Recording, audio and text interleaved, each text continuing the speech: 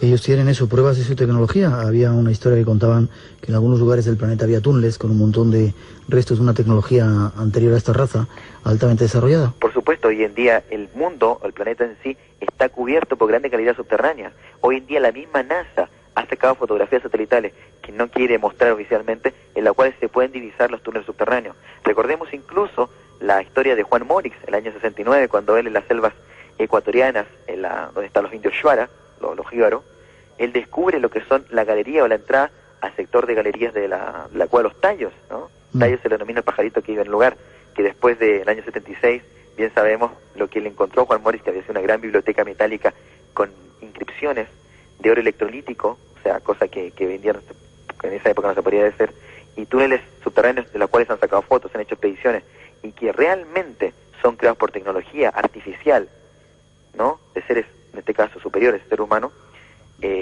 cubren grandes kilómetros y saben muy bien que también cubriría todo lo que es América.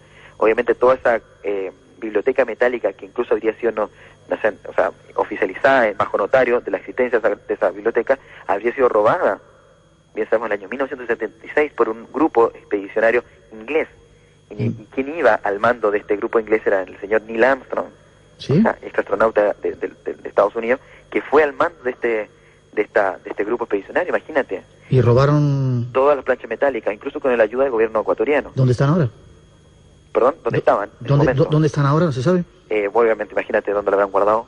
Lo que sí hay algunas planchas metálicas que fueron rescatadas y que el padre Crespi, que era un amigo de los indios Shuar también, que tenía acceso a ese lugar y que están en diversos museos privados de allá de Quito y de Guayaquil. Pero piensa que todas grandes cajas, incluso a punta de metralletas de los indios Shuar, que se los llevaron, fueron sacadas de ese lugar.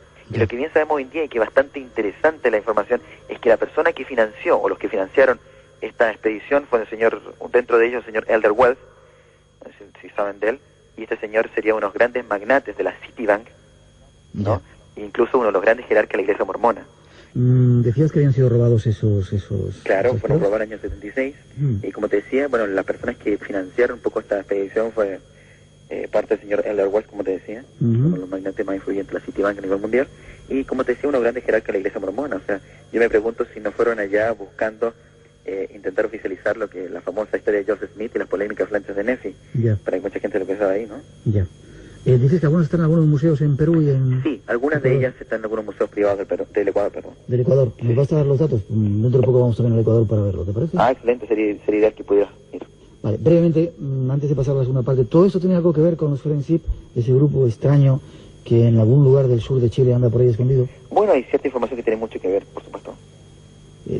Adelántanos un poco. Bueno, o sea, bien sabemos y mucha gente conoce la historia de los Friendship, los famosos extraterrestres que estarían en el sur de Chile y que a partir del año 85 más o menos se comienzan a contactar con la familia Ortiz, allá en Santiago de Chile, a través de radioaficionados, a través de oncemetrismo.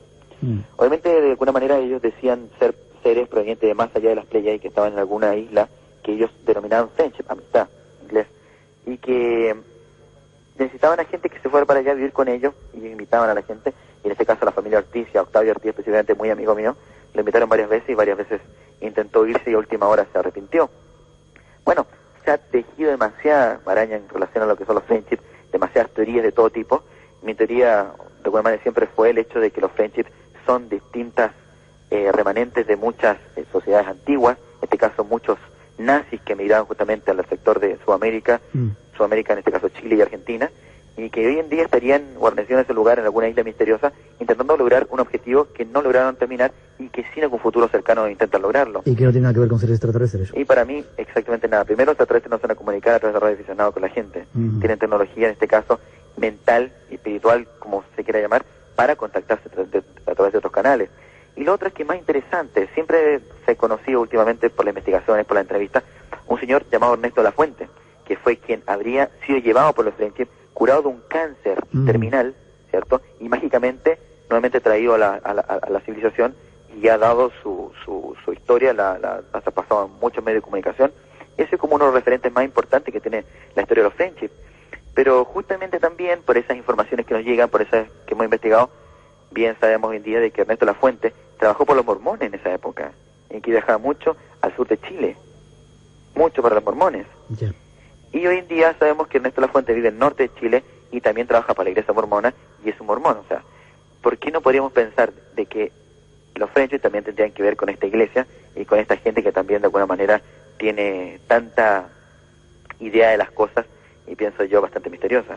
A veces el misterio, la respuesta a los misterios está mucho más cerca. Sí, va de lo más que allá, queremos, ¿no? tiene que ver con todas estas sociedades secretas antiguas, con el objetivo de cumplir lo que no se cumplió, ese centro magnético mental que tanto se hablaba, que se trató de cumplir en la Segunda Guerra Mundial, y para muchos de los que no conocen deberían un poco investigar y saber de que la Segunda Guerra Mundial fue una guerra de brujos, una guerra totalmente esotérica en todo sentido de la palabra, y que está comenzando poco a poco a plasmar en el sur de Chile y sur de Argentina, poquito a poquito, y se va a comenzar a conocer cada día más.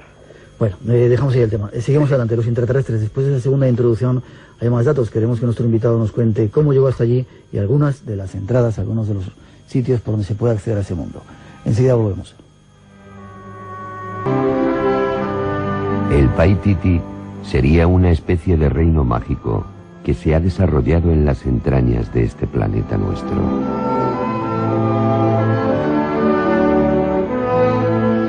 Es un lugar de leyenda al que solo han podido acceder unos pocos elegidos, conocedores del camino de entrada.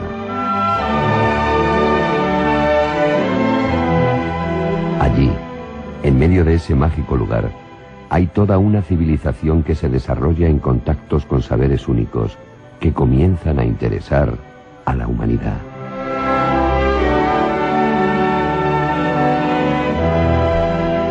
Zambala, Agartha, el reino del Preste Juan, podrían ser otras de las formas de conocer este mágico mundo.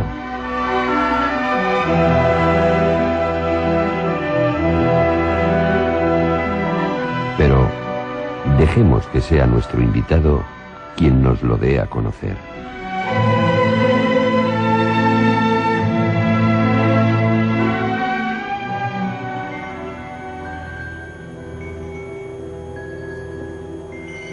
Ahí estaba esa introducción. ¿Has escuchado, Camilo? ¿Estás cómodo ahí en Valencia? Muy bien, tranquilo. Me han tratado muy bien. Sí. Y estamos viendo aquí como centro de operaciones para ir a otras ciudades. Bien. Hay mucha gente aquí que está en el estudio que dice que se apunta a ese viaje que vamos a hacer al Paititi. ¿Cuándo nos vamos al Paititi? Ah, bueno, eso tenemos que verlo. Tratando de descubrir las pirámides y el Paratoari. Es en Perú, además, donde hay que ir a hacerlo, ¿no? Claro.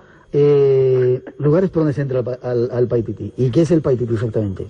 Bueno, el Paititi lo conocemos por las leyendas del Dorado antiguo.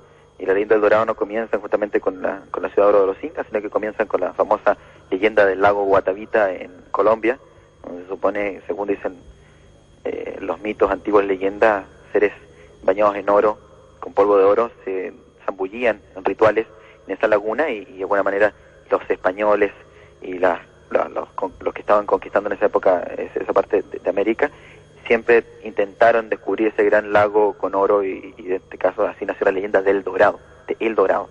Luego todas las ciudades que tenían que ver con oro o que tenían que ver con mitos de ciudades de oro siempre fueron llamados El Dorado, o las ciudades del Dorado, o ciudades del oro. Pero la leyenda del Paititi comienza cuando en 1533 los incas llegan a emigrar a la zona del Antisuyo incaico, las zonas de la selva amazónica, cercana se van por todo lo que son la cordillera, las montañas del sector de Sangate o Congate, las zonas que son las zonas de Queros, son unas comunidades incas, y llegan a emigrar hasta ingresar a la selva amazónica, la ceja de selva, para emigrar a un sector prohibido en la selva amazónica, donde habrían fundado una gran civilización de oro. Por eso se llama Paititi, se denominaba antes Paiquiquín, Cusco, parecido al Cusco, de ahí viene el nombre Paititi, porque se suponía que era una gran ciudad parecida al Cusco, pero de oro puro, con grandes estatuas erigidas de oro puro, y donde estaría viviendo el último Inca, aquel que de alguna manera tendría que volver para establecer de alguna manera el orden que ya se había perdido. Entonces de ahí nace la leyenda del Paititi, del oro que habían alcanzado a rescatar los incas de los españoles y que se escondería en un sector de la selva amazónica. Bien. ¿Tú has estado allí? Bueno, hemos estado en la selva amazónica ya en 2 oportunidades, en expediciones importantes, intentando conectarnos con el Paititi y con la idea de Paititi que tenemos nosotros. ¿Y cómo fue el tema? Bueno, tenemos que pensar de que según el programa de contacto y según la información que nosotros tenemos, el Paititi no solamente sería las ruinas de una civilización incaica o la ruina de una civilización perdida atlante, como se quiera llamar, sino que el Paititi sería la entrada a ese gobierno intraterreno, a ese gobierno, a ese mundo subterráneo, y que el oro que existiría en ese lugar no sería otra cosa que el conocimiento, la información que existiría en ese lugar del mundo intraterreno, y que tendría que conectarse a través de un grupo de personas que en nombre de la humanidad accedieran a ese lugar para que la información pudiera ser entregada al mundo. Entonces, bueno, en las experiencias que hemos ido, obviamente no han sido experiencias que nos hemos puesto a meditar y viajando astralmente al Paititi, sino que tenido que hacer expediciones concretas a esas zonas prohibidas de la selva amazónica. ¿Y hasta dónde llegasteis o qué visteis? Bueno, ¿Qué ocurrió? Tú entras por el sector de Xintuya, hacia el río Palotoa, todo lo que es el río de Madre de Dios, ingresas a las zonas que son de alguna manera habitadas por los indios machiquengas, una cultura indígena de ese sector. ¿Peligrosos? No, los indios machiquengas son gente bastante amistosa. Bueno, si tú los encuentras tomados y te pones violento, obviamente no te van a responder con besos, o sea, lógicamente te van a atacar, pero son gente bastante amistosa. Muchos machiquengas incluso viajan a Xintuya, a los colegios de los padres dominicos, donde también estudian algunos, si quieren preparar. Son bastante occidentalizados algunos de esos indígenas. Pero solamente en la entrada al sector de la selva amazónica, y cada vez los indígenas se han replegado más cerca de la civilización, porque ya comienza a gustarle, tomarle un poquito gusto a lo que es la comunidad, ¿no? Pero si tú ingresas por ese sector, ya pasado lo que es la comunidad de Guaroa, que es la última comunidad machiquenga, tú ya ingresas a lo que son las zonas ya más vírgenes de la selva amazónica, y ya llegando a lo que es el Muro Puyaro. El Muro Puyaro, petroglifo Puyaro, que habría sido descubierto más o memenos en el año 1920 por un dominico, Vicente de Cinete Agoya, y ser un gran muro, más o menos de 40 metros de largo, ¿no? Y unos 3 metros, 4 metros de altura, y estarían llenas de inscripciones, de jeroglifos pintados, ¿cierto?, con distintas interpretaciones, símbolos muy interesantes, y que tienen que ver, ¿perdón? ¿Quién hizo esos jeroglíficos? Bueno, los investigadores no se han puesto de acuerdo. Obviamente lo que sí están claros es que no fueron los incas, fue una cultura preincaica, quizás es quien lo hicieron, ¿no? Pero bien sabemos que justamente ese Muro Puyaro sería una gran puerta de acceso al mundo perdido del Paititi, pero también sería un lugar de paso en el cual se debería de alguna manera pedir autorización para poder ingresar al umbral prohibido, que tiene que ver con un sector bastante cercano y que se llama en la zona del Mecanto o Meganto, para la NASA denominada el Nube Toporaque, porque han hecho investigaciones ahí por los problemas magnéticos que hay en ese lugar. Imagínate, la propia NASA.